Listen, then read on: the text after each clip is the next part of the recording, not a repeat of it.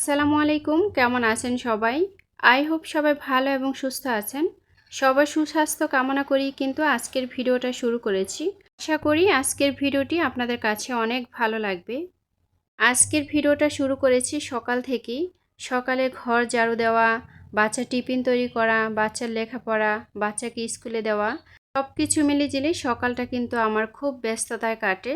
এর পাশাপাশি কিন্তু আপনাদের সাথে ভিডিও শেয়ার করা, ভিডিও শ্যুট করা, এডিটিং করা, অনেক সময় দেখা যায় সকালবেলা কি কাজ করি সেটা আর ভিডিওতে নিতে পারি না। তারপরে চেষ্টা করি আপনাদের মাঝে শেয়ার করার জন্য। যাই হোক, দেখতেই পাচ্ছেন সকালবেলা ঘুম থেকে ওঠার পরে যদি এরকম একটা ফুল চোখের সামনে ফুটে থাকে কেমন লাগে বলেন তো? আসলে এই ফুলের এত সুন্দর ঘ্রাণ, বিশেষ করে এটা কিন্তু রাতের বেলায় ফোটে। এই ফুলটা কিন্তু কম বেশি সবাই চেনেন, মাশাআল্লাহ দেখতেই পাচ্ছেন খুব সুন্দর লাগছে। যখন আস্তে আস্তে রোদ ওঠা শুরু হবে তখন কিন্তু আস্তে আস্তে ফুলটাও ঝরে যাবে। সূর্যের সাথে ফুলের সাথে কি সম্পর্ক এটা হয়তোবা আল্লাহ তাআলাই ভালো জানেন। আমার ক্ষুদ্র জ্ঞানে কিন্তু আমি কখনোই বলতে পারি না। আমার বাড়িতে যেহেতু ড্রাগন গাছ রয়েছে, 4টা ঝাড় কিন্তু আমার বাড়িতে আমি লাগিয়েছিলাম। অনেক ভিডিওতে আপনাদের মাঝে শেয়ার করি। তো দেখতেই পাচ্ছেন এখনও কিন্তু অনেকটাই অন্ধকার যেহেতু ভোরবেলা। তো যাই হোক, সকালের কাজগুলো সেরে এবার কিন্তু আমার সবজি বাগানে চলে এসেছি। সংসারে কাজের পাশাপাশি কিন্তু আমার প্রতিদিনই সবজি গাছের যত্ন নিতে হয়। তো আমি কিন্তু কখনই মিস করি না, হয়তোবা ফাঁকে ফাঁকে একটু মিস হয়ে যায় যখন কাজের চাপটা একটু বেশি থাকে। প্রতিদিনই কিন্তু কোনো না কোনোভাবে সবজি বাগানে আমার আসা হয়। হয় সবজি তোলা হয়, না হয় কিন্তু সবজি গাছের যত্ন নেওয়া হয়।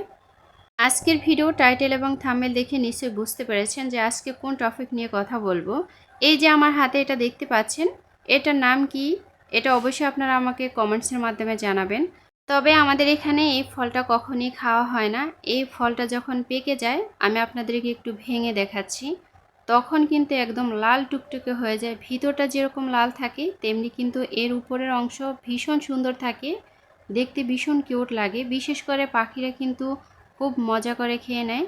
আমরা যারা মধ্যবিত্ত, আমাদের স্বামীদের ইনকাম যাদের খুবই কম থাকে, তাদের দেখা যায় মাস শেষে কিন্তু হাতে টাকা থাকে না। বলতে গেলে মাসের যে শেষ 10 দিন, ওই 10 দিনে কিন্তু খুবই টানাপোড়া থাকে। আর মধ্যবিত্ত মানুষের সবসময় কিন্তু হিসেব করে চলতে হয়। দেখা যায় প্রতি মাসে ঘর ভাড়া, সাথে কারেন্ট বিল, সেই সাথে গ্যাস বিল, সেই সাথে বাচ্চার লেখাপড়া খরচ, এবং অনেক সময় দেখা যায় বাচ্চার টিউশনি খরচ, সেই সাথে ঘরে যদি বয়স্ক কোনো শ্বশুর শাশুড়ি থাকে বা মা বাবা থাকে, দেখা যায় তাদের ঔষধের যে একটা খরচ, সব কিছু মিলিয়ে অনেক সময় কিন্তু খুবই হিমশিম হয়ে থাকে। অনেক সময় দেখা যায় যে একটা টেনশন থাকে যে আজকে কি রান্না করব বা কালকে কি রান্না করব। আমি বলবো মধ্যবিত্ত ফ্যামিলির গৃহিণীরা আপনারা চাইলে আমার মতো বাড়িতে এভাবে সবজি গাছ রোপণ করতে পারেন। আমার প্রত্যেকটা ভিডিও আপনারা লক্ষ্য করলে দেখবেন আমি কিন্তু বাড়ি থেকেই সবজি সংগ্রহ করে রান্না করার চেষ্টা করি। এতে দেখা যায় আমার সংসারের অনেকটাই খরচ কমে যায়, সেই সাথে কিন্তু আমার অনেক টাকাই বেঁচে যায়। আমার যদি প্রতি মাসে সবজি কেনার পেছনে 5,000 টাকাও খরচ হতো, সেখানে দেখা যায় 5,000 টাকাই কিন্তু আমার বেঁচে যায়। কারণ আমি আমার বাড়িতে সবজি গাছ রোপণ করি। অবসর সময় যখনই পাই তখনই কিন্তু সবজি গাছ রোপণ করার চেষ্টা করি।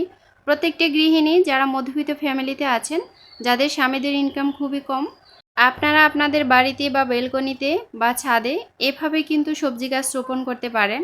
সবজি গাছের চারা কিনতে গেলে দেখা যায় 10 থেকে 20 টাকা লাগে।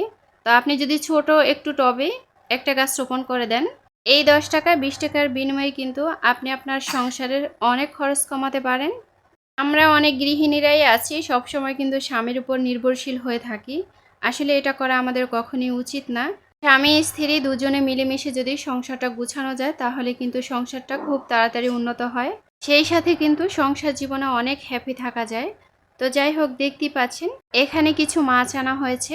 আমাদের এখানে এই মাছটাকে ট্যাংরা মাছ বলে। এই মাছটা কিন্তু এই সিজনে সবচেয়ে বেশি পাওয়া যায়, আর খেতেও কিন্তু ভীষণ মজার হয়। একদমই কিন্তু তাজা মাছ, দেখতেই পাচ্ছেন এখনও কিন্তু হা করছে। আর সমুদ্রের যে কোনো মাছ খেতে কিন্তু ভীষণ ভালো লাগে। আর এরকম তাজা মাছ হলে তো আর কথাই নেই। দেখতেই পাচ্ছেন কত সুন্দর মাছগুলা। তো এই মাছগুলো আমি এখন কেটে ধুয়ে পরিষ্কার করে নিব। এই মাছগুলো কিন্তু অনেকে পরিষ্কারের ভয়ে বা কাটার ভয়ে খেতে চায় না। তো আমি আপনাদের সাথে আজকে একটা টিপস শেয়ার করব, এই মাছগুলো কিভাবে সুন্দরভাবে আপনারা পরিষ্কার করে নেবেন। আমার বাড়ি যেহেতু গ্রামে, আমি কিভাবে পরিষ্কার করি সেটাই মূলত আপনাদের সাথে শেয়ার করা। দেখতেই পাচ্ছেন চলে এসেছি সবজি বাগানে। আমার এই সবজি বাগানে কিন্তু নানা ধরনের গাছ আছে, এর পাশাপাশি কিন্তু পেঁপে গাছও আছে। তো পেঁপে গাছ থাকবে না সেটা কি আর হয় বলেন। পেঁপে কিন্তু আমাদের স্বাস্থ্যের জন্য খুবই উপকারী। বাড়িতে যদি এরকম একটা পেঁপে গাছ থাকে, সারা বছর জুড়ে কিন্তু পেঁপে খাওয়া যায়। পেঁপে কিন্তু রান্না করেও খাওয়া যায়, আবার পেঁপে যখন পেকে যায় তখন কিন্তু ফল হিসেবেও খাওয়া যায়। অনেক সময় দেখা যায় ঘরে যখন কোনো কিছু না থাকে তখন কিন্তু পেঁপে দিয়ে যে কোনো একটা রেসিপি তৈরি করে নেওয়া যায়। তো পেঁপের কিন্তু অনেক ধরনেরই রেসিপি তৈরি করা হয়। তো যাই হোক, আমি কিন্তু পেঁপের যে পাতা, এই পাতাগুলো তুলে নিচ্ছি। অনেকের মনে প্রশ্ন আসতে পারে যে পেঁপের পাতা কেন তুলে নিচ্ছি, এটা কি আর খাবো বলেন। এটা আমি খাবো না, তবে এটা দিয়ে কিন্তু আপনাদের সাথে একটা টিপস শেয়ার করব।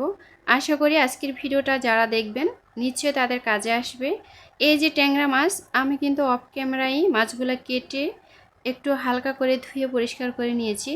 আমি যেহেতু ছাই দিয়ে মাছ কাটি, তো মাছের উপরে কিছু ময়লা ছিল, আমি কিন্তু ময়লাগুলো হালকাভাবে ধুয়ে নিয়েছি। এর পাশাপাশি দেখতেই পাচ্ছেন এবার আমি পেঁপে পাতাগুলো কিন্তু দিয়ে দিয়েছি। তো পেঁপে পাতা দিয়ে ভালো করে কষলে মাছটাকে ধুয়ে নিব। আর 5 মিনিটের মতো এভাবে যদি কষলে নেওয়া হয়, মাছটা কিন্তু একদম ধবধবে সাদা হয়ে যায়। এই মাছটা যত বেশি সাদা হয় দেখতেও ভীষণ সুন্দর লাগে, সেই সাথে রান্না করলেও কিন্তু ভীষণ সুন্দর একটা কালার আসে, খেতেও ভীষণ মজার হয়। আমি কিন্তু শুধু এই মাছ না, এর পাশাপাশি দেখা যায় শিং মাছ, মাগুর মাছ, কই মাছ, সাথে কিন্তু টাকি মাছ, ওই মাছগুলোকেও কিন্তু আমি এই পাতা দিয়ে পরিষ্কার করে নেই। দেখতেই পাচ্ছেন মাছগুলো কিন্তু খুব সুন্দরভাবে পরিষ্কার হয়ে গেছে, আর দেখতে ভীষণ সুন্দর লাগে। এই মাছের পেটের ভিতরে কিন্তু প্রচুর ডিম থাকে, বলতে গেলে প্রত্যেকটা মাছের পেটেই থাকে। তা আমি কিন্তু ডিমগুলো বের করে নিয়েছি। এই ডিমগুলো দিয়ে আমি অনেকটা রেসিপি তৈরি করব, সেটাও কিন্তু আপনাদের মাঝে শেয়ার করব। তো আমি কিন্তু মাছগুলা দুইটা ভাগ করে নিয়েছি। যেহেতু আমরা মধ্যবিত্ত, আমরা চাইলেই কিন্তু ওইভাবে খেতে পারি না, সব সময় কিন্তু আমাদের হিসেব করে খেতে হয়। তো আমি দুইটা ভাগ করে একটা ভাগ আমি রান্না করে নিব, আর একটা ভাগ আমি ফ্রিজে রেখে দিব। অন্যদিন হয়তো বা খেতে পারবো ওই হিসেব করে। আসলে মধ্যবিত্তরা কিন্তু সব সময় হিসেব করে চলতে হয়। মধ্যবিত্তরা যখন না খেয়ে থাকে তখন কিন্তু কারো কাছে বলতেও পারে না। সকালবেলা নাস্তার পাশাপাশি আমার একটা অভ্যাস, সেটা হলো একটু পরে ভাত খাওয়া। এই অভ্যাসটা হয়তোবা অনেকের আছে, আবার অনেকের নাও থাকতে পারে। অনেকে দেখা যায় সকালবেলা নাস্তা খাওয়ার পর কিন্তু আর কোনো খাবার খায় না। আমার ক্ষুধা লাগলে কখনো আমি এমনিতেই থাকতে পারি না, কোনো না কোনো কিছু আমার খেতে হয়। তো বিশেষ করে সকালবেলা নাস্তা তৈরির পাশাপাশি কিন্তু আমি ভাত খেয়ে থাকি। তো যেহেতু গরমকালে বিশেষ করে আমার পান্তা ভাতটা সবচেয়ে বেশি খাওয়া হয়। তো সব সময় পান্তা ভাতে যে কোনো ধরনের ভর্তা থাকে। আজকে এখানে আমি আলু ভর্তা তৈরি করে নিব। আসলে মাঝে মাঝে যদি এরকম আলু ভর্তা করা হয় খেতে কিন্তু মন্দ নয়, খেতে ভীষণ মজার হয়। তো আলু ভর্তা যে সব সময় করে থাকি এমনটা কিন্তু নয়, এর পাশাপাশি নানা ধরনের ভর্তা তৈরি করি। আর আলু ভর্তাটা আমার কাছে মনে হয় খুবই সহজ হয়, ঝটপট করেই কিন্তু ভর্তাটা তৈরি করে নেওয়া যায়। অনেক মধ্যবিত্ত পরিবারে কিন্তু পেঁয়াজ এবং কাঁচামরিচ দিয়ে সকালবেলাটা কাটিয়ে নেয়। এখনও অনেক ফ্যামিলি আছে যারা এখনও এটা করে থাকে। তবে একটা কথা কি জানেন, পোড়ামরিচ দিয়ে সরিষার তেল দিয়ে পেঁয়াজ মাখা, এটা কিন্তু গরম ভাতের সাথে খেতে ভীষণ মজার হয়। আমি কিন্তু মাঝে মাঝে এটা খেয়ে থাকি। তো যাই হোক, দুপুরে রান্নার প্রস্তুতি, দুপুরে কি কি রান্না করব সেটাই মূলত আপনাদের সাথে শেয়ার করা। অফ ক্যামেরায় এখানে কিছু ডাটা কেটে নিয়েছি, আর ভিডিও শুরুতে আপনারা দেখতে পেয়েছিলেন যে আমি শাক তুলে নিয়েছিলাম। এখন যেহেতু প্রচুর গরম, এই গরমের ভিতরে কিন্তু শাক পাতা খেতে ভীষণ ভালো লাগে, খুবই হেলদি খাবার।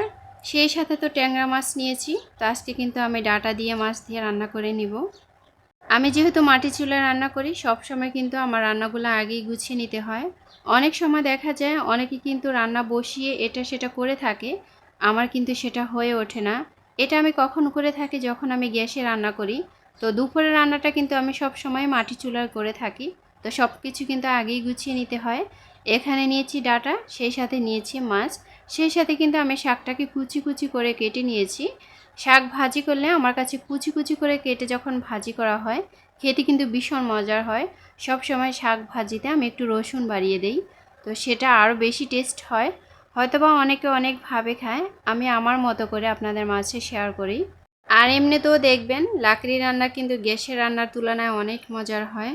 তো আমি সব সময় চেষ্টা করি হেলদি খাবার খাওয়ার, যদিও আমার কষ্ট হয়। তো যেই কথা সেই কাজ, চলে এসেছি কিন্তু রান্নাঘরে। এখানে আমি মশলাটা ভালো করে কষিয়ে নিয়েছি। হাতে মেখে রান্না করলেও কিন্তু অনেক মজার হতো, যেহেতু ছোট মাছ। তো এই যে দেখতেই পাচ্ছেন আমি কিন্তু মশলাটা ভালো করে কষিয়ে নিয়েছি। আর এখানে আমি কিন্তু পেঁয়াজ কুচি করে নিয়েছি, আমার কাছে মনে হয়েছিল মাছটাকে যদি আমি আগে একটু কষিয়ে নিই তাহলে হয়তো বা আরও বেশি ভালো লাগবে। অনেক সময় দেখবেন কষানো মাছ আপনি যদি 2 পিস উঠিয়ে রাখেন তাহলে দুপুরে গরম ভাত দিয়ে খেতে সেটা বেশি ভালো লাগে। তরকারি দিলেও টেস্ট হয়, তবে ওটা সবচেয়ে বেশি ভালো লাগে। যার কারণে আমি সব সময় কষিয়ে রান্না করার চেষ্টা করি, কারণ আমি সব সময় 2-3 পিস উঠিয়ে রেখে দিই। আর আমার বাচ্চা খেতে ভীষণ পছন্দ করে। তো বাচ্চা মানুষ বলে কথা, বাচ্চারা যেরকম খেতে চায় মা কিন্তু সেটাই দিয়ে থাকে। আসলে আমরা মা তো সবসময় বাচ্চাদের প্রতি দুর্বল থাকি। একদিকে মাছ বসিয়ে দিয়েছি, অন্যদিকে কিন্তু শাকটাকেও বসিয়ে দিয়েছি। শাক কিন্তু অনেকে অনেকভাবে ভাজি করে। আমার কাছে মনে হয়েছিল যেহেতু অল্প শাক, তেলে ভেজে ভাজি করলেই খেতে ভীষণ টেস্ট হবে। অনেক সময় যখন বেশি শাক হয় তখন কিন্তু আমি আগে সিদ্ধ করে তারপরে কিন্তু তেলে ভেজে নিই। তো সেটা না করে কিন্তু আজকে তেলে ভেজেই কিন্তু শাকটাকে বসিয়ে দিয়েছি। তো আজকের ভিডিও এখানেই শেষ। সবাই ভালো থাকবেন, টাটা।